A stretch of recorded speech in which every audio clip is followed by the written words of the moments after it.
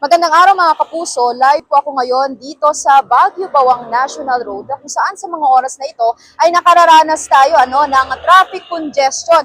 Itong kalsada na ito mga kapuso kung dediretsuhin at magpapakaliwa ay dadaan nga ng Nagilla Road at papunta na rin yon dun sa Baguio Public Cemetery.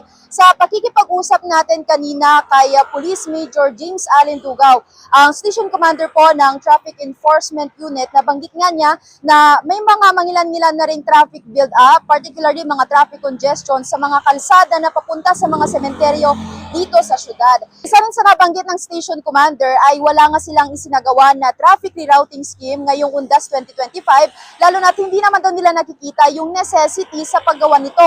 At sa ngayon, isa sa mga inirekomenda nila ay yung pag-download ng kanilang BCPO View Baguio app na kung saan dito makikita yung crowd estimate sa mga tourist spots, gayon din yung traffic na mararanasan sa mga partikular na kalsada at saka yung foot traffic din na nararanasan sa isang partikular na barangay dito sa Baguio City.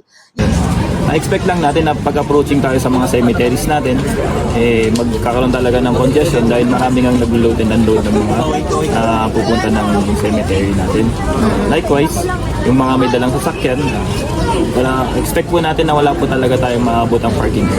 Better po, kung mayroon tayong mahanapan na mas malapit na parking, mag-park na lang po tayo at maglalakad. Yung mga designate, yung mga may sakay po na senior citizen, PWD, yung mga pregnant at may mga bata, may mga loading unloading naman po tayo na naitapat natin dito sa public cemeteries. Doon po tayo pwedeng mag-load and unload.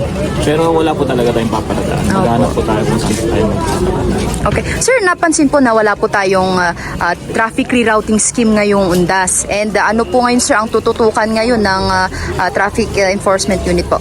Yes po, kasi naging experience po natin nung previously na pagka in-implement po natin na walang obstruction, road obstruction, walang illegal parking, na-manage naman po natin. Kaya hindi po natin kailangan mag-route.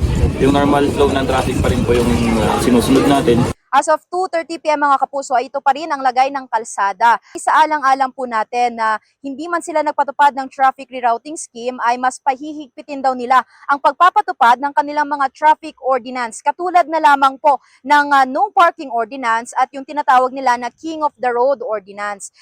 Mga kapuso, tumutok sa special live stream coverage ng GMA Regional TV at GMA Integrated News sa mga Facebook at YouTube accounts. Ako po si Sandy Salvacio para sa Undas 2025.